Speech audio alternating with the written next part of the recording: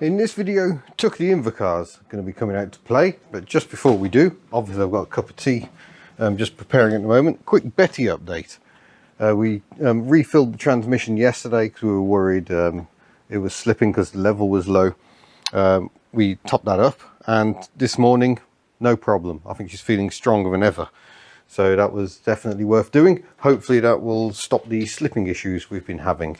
Not entirely convinced, because I did have slipping issues around most of New Zealand, but hopefully, for now at least, that problem is going away. So Tuck's going to come out. We're taking her on a big road trip next week. I think what we're going to do is check the points gap first of all, because I thought I set it slightly larger last time. I might go slightly larger again in the hope we can advance the ignition a bit, because I think it's still a bit retarded, and the distributor is absolutely seized, so I can't adjust it by conventional means. I think the advance mechanism is still working on the distributor, but the distributor itself is locked solid in the block. So we'll have a go at well, we'll just check the points gap, see where it is. Running points assisted ignition, so actually it's got the same points in it that she had when I initially recommissioned her for the road. And the beauty of the points assisted is it uses those points as a switch. It takes a lot of the electrical load off them, so the points last ages. I once had a points assisted ignition on Ellie, and I had the same set of points in her for 50,000 miles.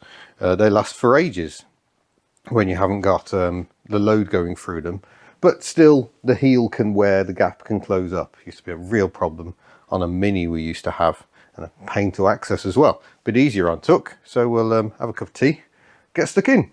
So this is your reminder that the engine in my Invacar is a Steyr-Pooch. I'm aware that's not quite the correct pronunciation. 493cc air-cooled twin. Actually quite similar to a 2CV engine. Sorry for the stark shadows. Although we've got a proper distributor unlike a 2CV, which makes it a bit more like half a Volkswagen Beetle engine. This fan setup will be familiar to anyone who's owned a Beetle or even a Porsche 911. Got some serious slack going on with the belts still, but I was having issues changing belts before, but I may give that a go today if I can find the replacement belts. That is definitely on the loose side, and we've got a lot of miles to cover. That one's not too bad, but the one behind is very bad indeed. I've got all the shims out, so how it works is you use these shims between the pulleys to space it out, and the more spaced out these pulleys are, the further down the belt sits, the looser it is.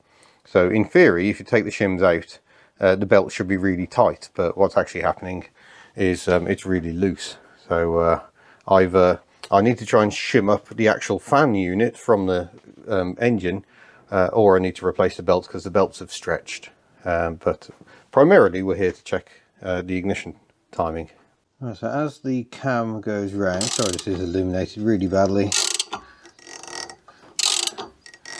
it opens up the points, and if we open up the gap a bit more, it will hopefully open a little earlier.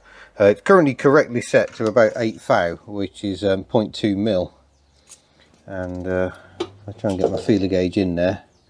It's a nice tight, well actually it's a slightly loose fit on an 8 thou, so we can undo that screw and open up the gap a little bit and see if that makes a difference. Right, with Ellie wheeled out of the way, we can see where she'll start. She hasn't run for a few weeks, so suspect we'll have to pull the fuel through. It's increasingly a problem, it seems. Set the choke up there, maybe not quite on maximum, and we just turn until she starts.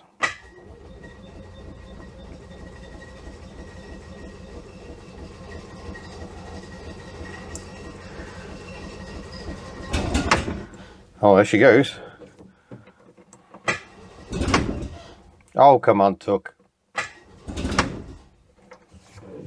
Why Tuck say no?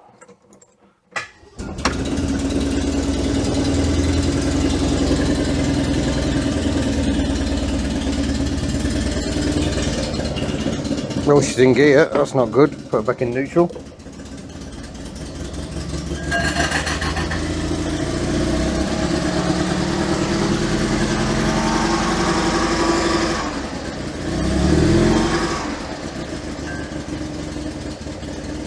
Well, that's quite a smoky old girl.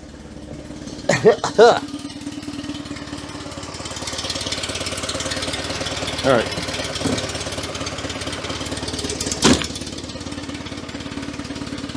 Play with the flappy belt, so we remove the handbrake. There we go, see emergency handbrake out the way. Drop her into reverse and try and sneak her out of her cosy little spot here. Like she's over choking a bit.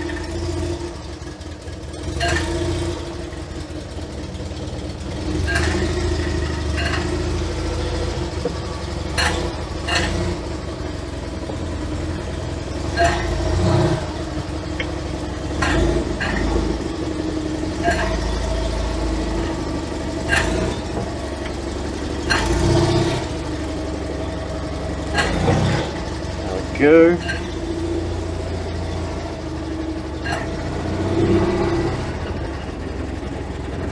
Lovely sunny day. Swap the drive into a forward gear, touch the bungee because you have a habit of pulling out a gear, and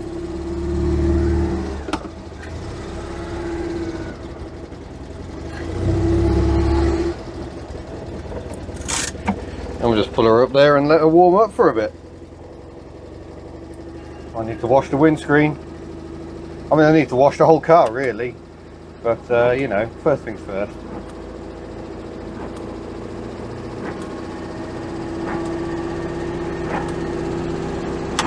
There we go. Bit less choke.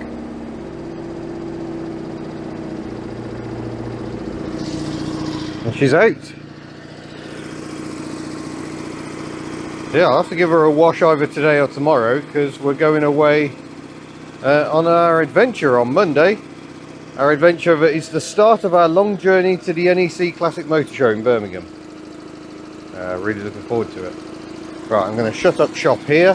Might just park Ellie back in the unit and we'll head off for a drive. Might even do a post run in Tuck. Certainly sounds alright though, doesn't she? Appears to have... I don't even know what that is. I think I might have come out of a bird. Knock the choke back a bit.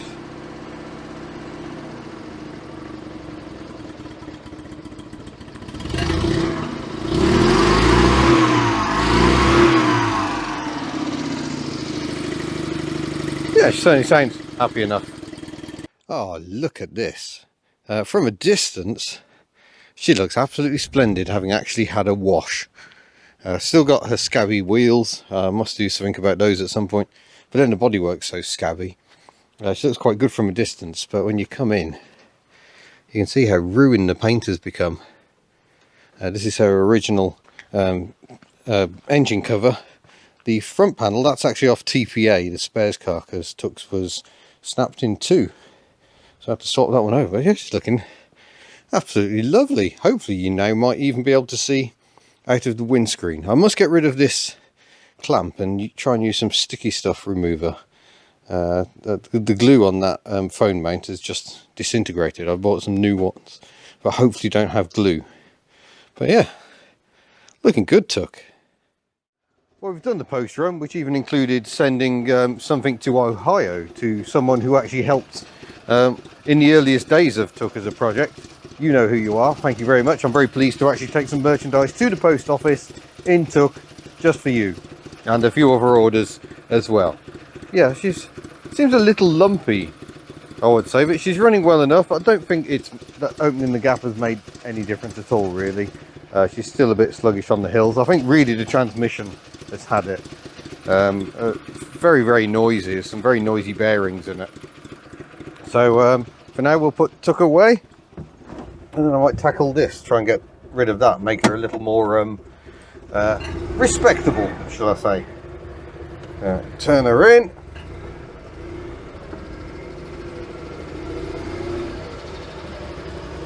That should do very nicely. Pull the handbrake on. Always put her in neutral, and then we can turn her off and say thank you very much, Tuck. She's yeah, running very nicely. Just a bit of leaf litter there we go. So yeah, always good fun to be out in Tuck, and she is now probably as ready as she's going to be for the NEC. That probably concludes my sanity checks. The brakes work fine. She seems to be driving well enough. I might go around and just do a light check. Oh, I can do that now, really, can't we? We just pop those side lights on. And this is packed up again. I'll have to have a play with that. It's missing the little cover as well. But we've got side lights at the front.